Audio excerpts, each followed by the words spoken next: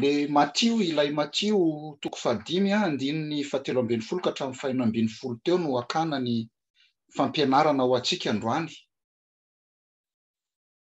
Izao fampianarana izao dia fampatsiahivana ny efa fantatsika sy efa henontsika. C'est un rappel de ce que nous savons déjà, de ce que nous avons déjà entendu. Pourquoi il faut faire un rappel?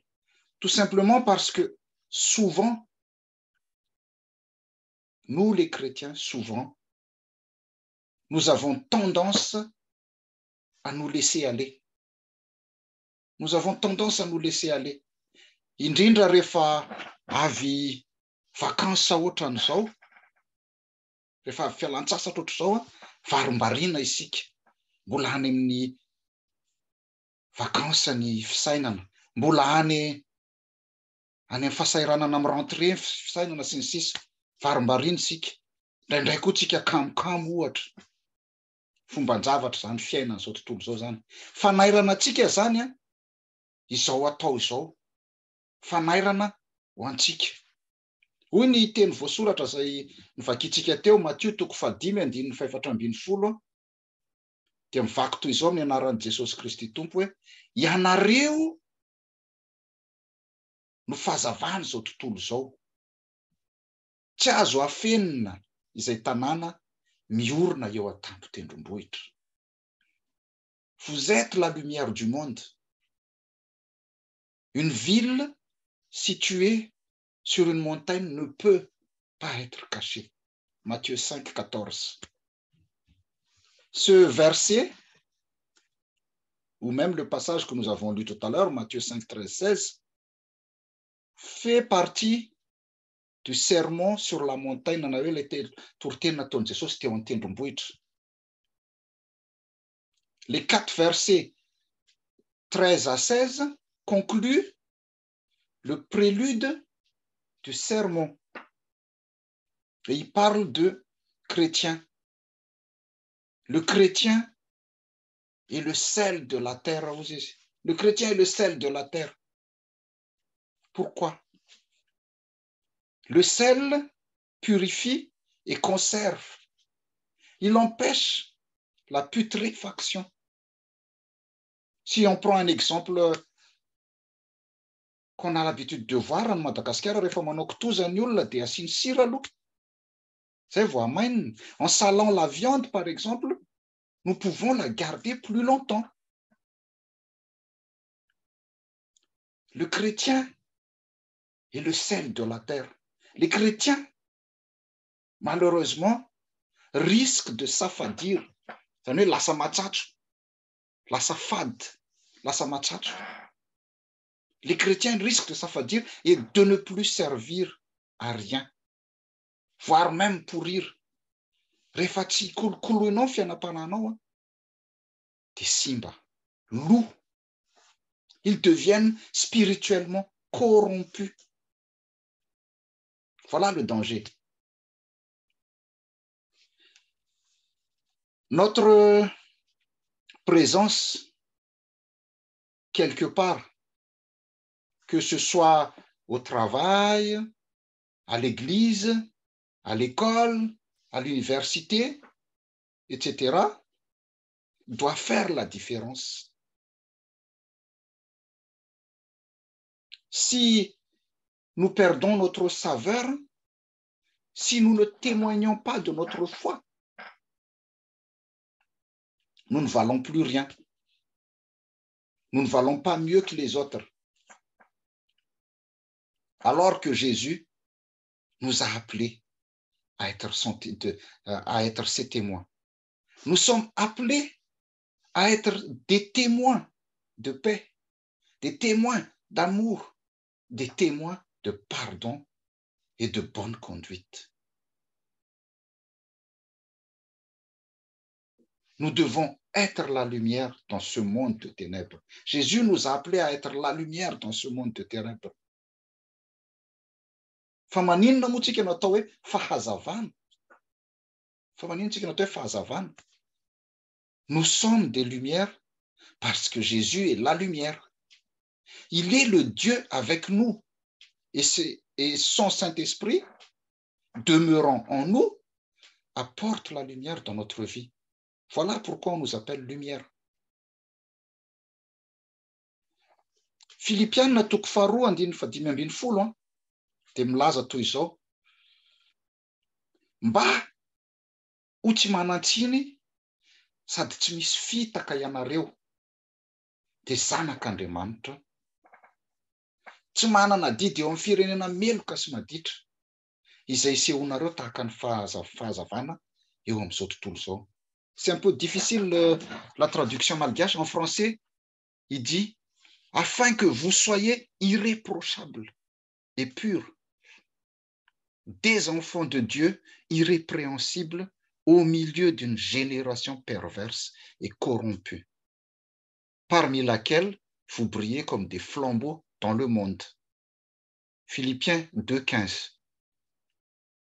Ça veut dire quoi? Ça veut dire que, en fait, le monde est plongé dans les ténèbres du péché. Le monde est plongé dans les ténèbres du péché, de l'ignorance, de l'indifférence et surtout de la séparation avec Dieu. Alors, si vous donne un exemple en France, laïcité. Atao zao fomba rehetra zao mba tsy ho hita taratra eny amin'ny ino zany fiainana publika ny fivavahana. Le monde est plongé dans les ténèbres du péché, de l'ignorance et de l'indifférence et de la séparation avec Dieu. Nous étions aussi dans ce monde avant, mais par la grâce de Dieu, nous sommes maintenant lumière. Satria tsika efa nandray an' Jesosy Kristy dia lasa fahazavana koa isika. La lumière est une image pour évoquer la présence de Dieu dans notre vie. Voilà la lumière. Quand on est dans les ténèbres, tout est confus. Lorsqu'on allume la lumière, la couleur et la valeur de chaque objet se révèlent. Mangalana ianareo volamena na vatosoa tena lafo vidy dia ataovy ampovoatrano dia vonoiny jiro. Tsy hitanao mihitsy ny hatsarany sy ny valeurany.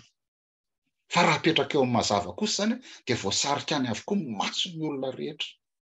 Isika kristiana zany tokony ilay mazava mampiseho ny valeur, ny hatsarany fiainana miaraka amin'Andriamanitra, ny hatsaran'Andriamanitra.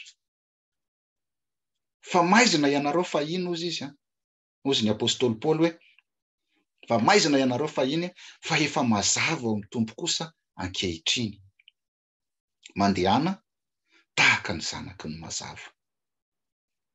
Autrefois vous étiez ténèbres et maintenant vous êtes lumière dans le Seigneur.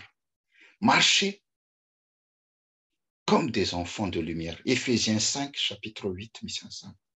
Marchez comme des enfants de lumière.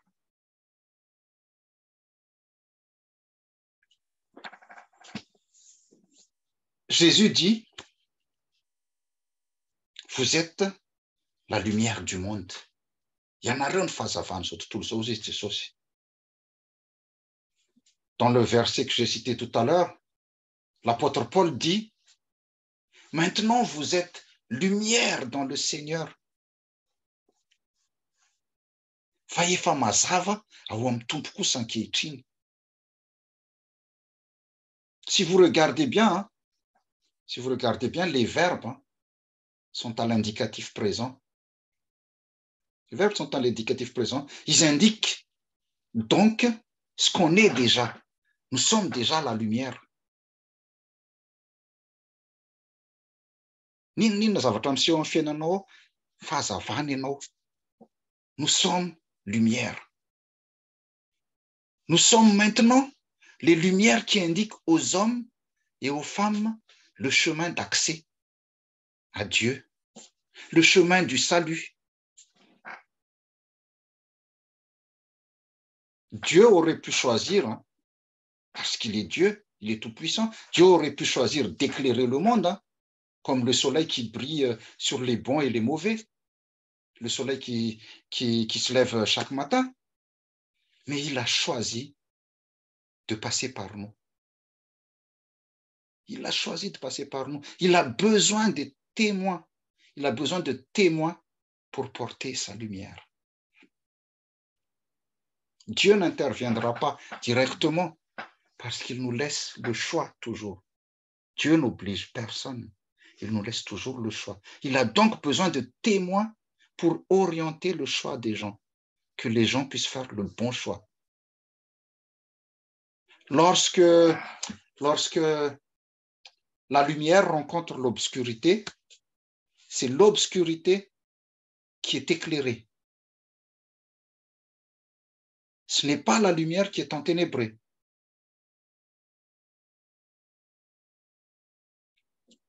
Nous devons donc nous imposer comme la lumière qui s'impose sur les ténèbres. Et comment?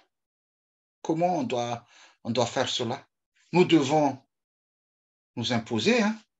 Notre vie, notre façon de vivre, notre façon de parler, nos comportements doivent témoigner de cette lumière. Fiainanao isan'andro, andavanandro, n'aiza misy anao dia tokony ho boky mivelatra mampiseho an'izany. Notre lueur éclaire par notre témoignage et notre exemple. Nos paroles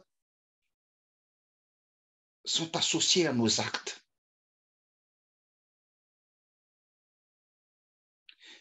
Ici, évangéliste anankiray zay, Dwight Moody, j'aime bien ce qu'il a dit parce qu'il a dit, sur 100 hommes, un lira la Bible, les 99 autres liront le chrétien aux Jésus. Mazava be ny dikan'izany. Raha misy olona 100 zany ihainao afasy anao ao, ianao hitory filazantsara ampiseho amin'ny olona, fomba fiainanao aloha nijereny voalohany vao mihaino ny teneninao izy. Sur 100 hommes, un lira la Bible, les 99 autres liront le chrétien.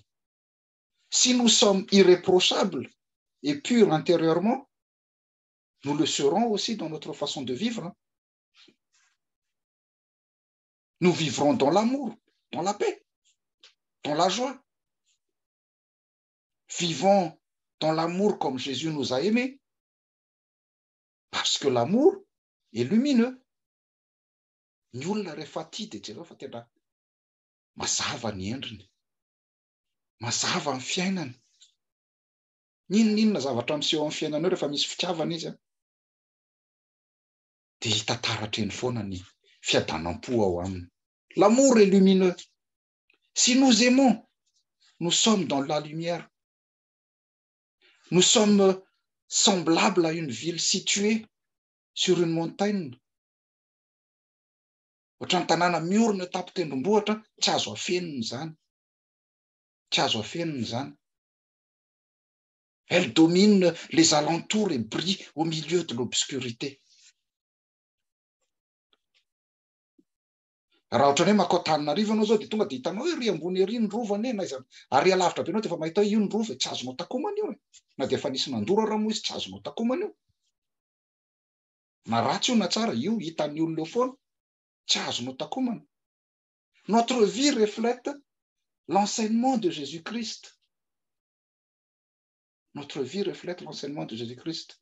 Une vie qui reflète Jésus-Christ exerce un attrait plus fort que les plus éloquentes des prédications.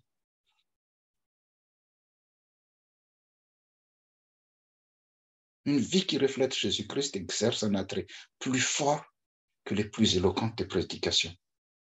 Manana fiadanam-po le rahalahy iny, manana fiadanam-po le rahavavy iny, le ranabavy iny. Manana zavatra tsy ananako izy. Pourquoi?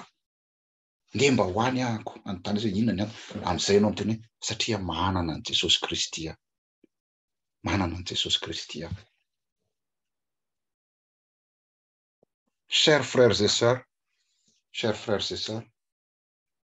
Interrogeons-nous constamment. Interrogeons-nous constamment. Est-ce que ma lumière illumine? Et est-ce qu'elle glorifie Dieu?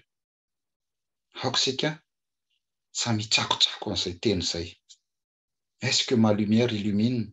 Et est-ce qu'elle glorifie Dieu? Mbola mazava ve le azavana ato amiko napetraka Jesosy Kristy sa efa mitsilopilopy. Sa efa maty mihitsy naran'le afo. Ohatran'ireny le afondasy. Zay moa tany amin'ny tily taloha manao afondasy. Rehefa mirehatra amin'ny alina dia le afondasy iny manazava. Rehefa tena fenonao kitay tsara izy iny, dia mazava ny manodidina azy eo, dia mifaly milalao ny olona manodidina, mihira anaty fifaliana, anaty mafana. Fa raha kosa iny tsy asianao tsy kolokoloinao le afo iny, dia lasa lavenina sy lasa setroka fotsiny sisany eo. Dans ce cas-là, tsy mizara fanana intsony izy, tsy mizara faliana intsony, fa le setroka manempotra indray dia mampitomany. Aza avela ho faty le afo. Aza avela ho faty le afo. Hazavana ao anatinao le napetraka Jesosy ao anatinao ao. Il ne faut pas oublier que notre lueur et nos bonnes œuvres n'ont pas pour objectif de nous attirer des éloges ou de nous enorgueillir, mais de faire monter les louanges vers Dieu. Zay ny afatra ho antsika zay. Atao fiderana an'Andriamanitra le hazavana aminao. Zarao zarao le hafanana ao anatinao, zarao le hazavanao aminao, zarao le fitiavana be dia be ao aminao ao. Aza kamokamo. Vita zay ny vacances. Merci Seigneur, merci Jésus nous avoir donné ces moments de repos pour nous ressourcer maintenant. Et je vais terminer sur ce verset. Ésaïe 60 nous dit, lève-toi et resplendis.